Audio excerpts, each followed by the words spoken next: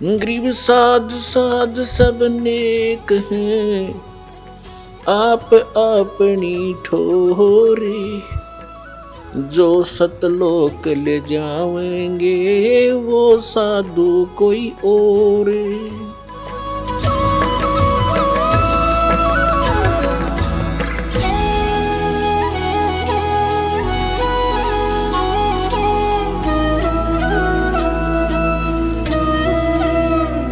अब सिकंदर लोधी ने सोचा कि इस महापुरुष को, कबीर जी को दिल्ली ले चलता हूं और वहां हिंदू और मुसलमानों का आपस में बहुत ज़्यादा मनमुटाव है और इस महापुरुष के उपदेश से वो ठीक हो जाएंगे, एकम एक हो जाएंगे, मेरा आधा सिर दर्द खत्म हो जाएगा।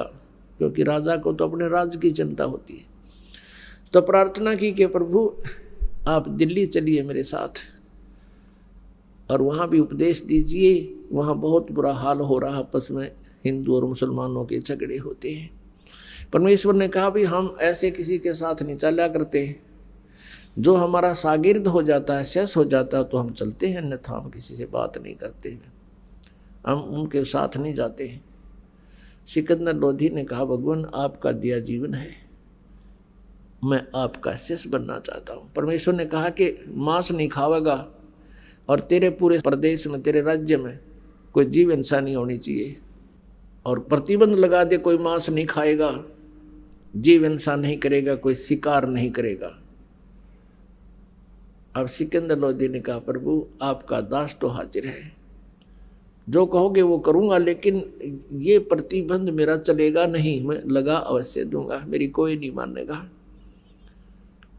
और मेरे राज्य में भी उथल पुथल हो जाएगी। क्योंकि ये मुसलमान लोग इतने भ्रमित हो चुके हैं, ये मांस को एक जो भोग लगाते हैं उसको प्रसाद रूप में लेते हैं और जो आप कहो वैसे आज्ञा होगी। परमात्मा बोले पर तू एक काम करिए, तू नहीं खाएगा। बोला जी मैं नहीं खाऊंगा मांस, आज के बाद टच भी नहीं करूँगा, और दो साधना आप बताओगे मैं वैसे ही करूँगा, और मरता क्या नहीं करता। तो परमात्मा कहा ठीक है मैं चल लूँगा तेरे साथ। उधर से सिकंदर लोधी का जो गुरु था शेख तकी, वो रेस्ट हाउस में ही रह गया था और सिकंदर लोधी के साथ वो रामानंद जी के आश्रम में इसलिए नहीं गया था कि मैं इन हिंदू काफरों के मंदिरों में नहीं जाता, इनके आश्रमों में मैं नहीं जाता, क्योंकि मैं श्रेष्ठ हूँ। और यह श्रेष्ठ वाली बीमारी जीवन मारे, यह श्रेष्ठ तो एक ही है, उत्तम पुरुष है तू अन्य। वो श्रेष्ठ तो वो परमात्मा ही है, बाकी अपने आप में श्रेष्ठ का है, वो उसकी भूल निरी है, वो बहुत भूल में है, गलती में। अब शेख तकी रेस्ट हाउस में रह गया था काशी में, फिर वापस आ गए सारे, सिकंदर लोधी भी, वीर सिंह और साथ में कबीर परमेश्वर, आगे बैठा वो दूसरा पीर। तो सिकंदर लोधी ने अपने धार्मिक पीर पहले वाले गुरु से कहा कि शेख तकी आज मेरी खुशी का ठिकाना नहीं, मेरा रोग दूर हो गया, ये अल्लाह आए हैं, ये खुद परमात्मा उतरे हैं। अब कहते हैं ना एक वजीर और फकीर और ये पीर, ये दो इकट्ठे हुए ना लड़े ना। अब शेख तकी के तो आग सी लगी अंदर ही अंदर के अब ये सिकंदर लोधी इस दूसरे पीर को, दूसरे गुरु को महत्व देगा और तेरी महिमा कम होगी, तेरी रोजी रोटी कम होगी।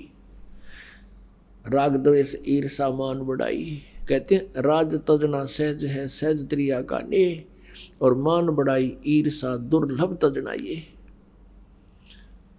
और सिकंदर लोधी ने कहा कि पीर जी मेरा जलन का रोग खत्म हो गया, इन्होंने आशीर्वाद ही दिया था।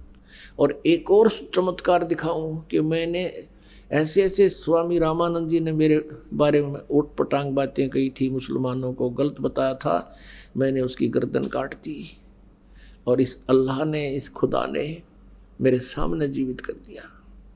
ये खुद अल्लाह है। अब इस बात से उसका तेल जैसे छींटे लगे, जैसे उबलते तेल पर पानी डाल दे, एकदम रोड़ी खा गया। कहने लगा ये सब कहने की बातें हैं, ये सब बनावटी बातें हैं। मैं तो तब जानूं जब मेरे सामने कोई ऐसा करके दिखाए। अब सिकंदर लोधी ने सोचा भाई जब ना मानो तो ना मानो, पर मेरी गिल्त जो बीत गई, मेरे साथ जो कहानी घटना घट गई, इसने मैं कैसे भूल सकूं। अगले दिन चल पड़े, दिल्ली के लिए प्रस्थान कर दिया और परमात्मा को, कबीर जी को सिकंदर लोधी राजा ने अपने ही हाथी पर, अपनी ही अंबारी में आदर सत्कार से बैठा लिया। अब रास्ते में 2-3 दिन लगने थे, काशी से दिल्ली तक। रास्ते में एक जगह पड़ाव किया, दरिया को देख करके उसके साथ रात बिताने के लिए वहाँ अपना लगा दिया पड़ाव, टेंट लगा दिए, अलग अलग विश्राम करने लगे।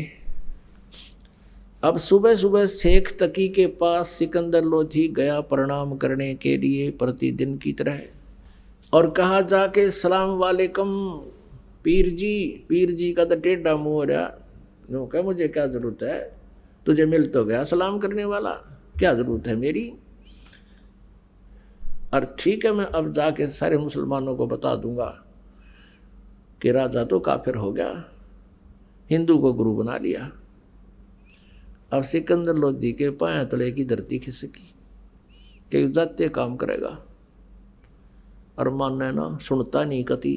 सिकंदर लोधी ने कहा पीर जी ऐसी क्या गलती होगी कि तुझे तो भगवान मिल गया, अल्लाह मिल गया, अल्लाह आकार में आने लग गया है, हमारे मुसलमान धर्म के विरुद्ध तू बातें कर रहा है। और केवल हमारे हजरत मोहम्मद जी ने ही एक गाय को जीवित किया था, एक बकरे को जीवित किया था। कहते तू इसको अल्लाह मानता है, मैं नहीं मानता, और मुसलमान समाज को कह दूंगा यह सारी कहानी, फिर तू जाने वो जाने। अब सिकंदर को पता था ये नाश कराएगा जाते ही। सिकंदर लोधी वापस आ गए टेंट में जहाँ कबीर जी विराजमान थे।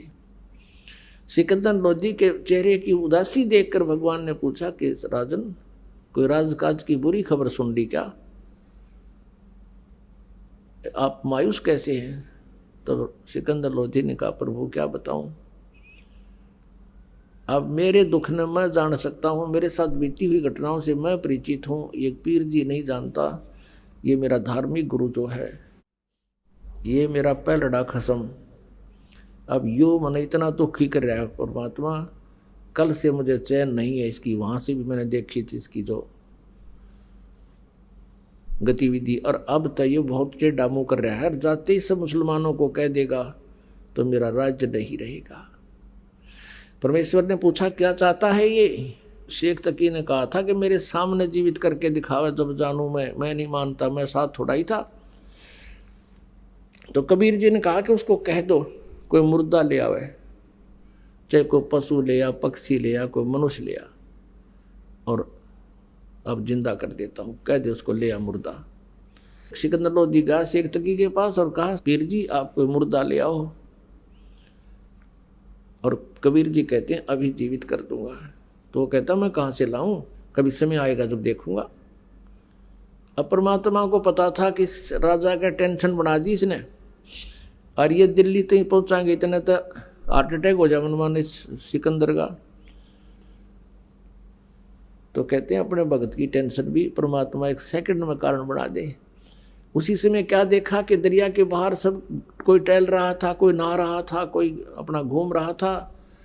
इतने में क्या देखा कि एक मुर्दा, एक बच्चे का शव, 12-13 साल की आयु के बच्चे का शव, जिसको अंतिम संस्कार कर दिया गया था मृत्यु के उपरांत। क्योंकि कुछ ऐसे कबीले हैं जो न तो जमीन में दबाते हैं, न सभा करते हैं, अग्नि में संस्कार नहीं करते, वो केवल जल प्रवाह कर देते हैं। वो ये सोचते हैं कि इसके शरीर को मछली खाएंगे, कीड़े मकोड़े खाएंगे, इसको कुछ पुण्य हो जाएगा, और उसको दरिया में जो समुद्र की तरफ जा रही होती है उसमें एक अच्छे आदर के साथ एक फ्लोटिंग ऐसा बना देते हैं, बेड़ा सा घास फूस का, लकड़ी थोची से लकड़ी लगा कर उसके ऊपर आदर से लेटाकर और उसके ऊपर एक कपड़ा डालकर जल प्रवाह कर देते हैं।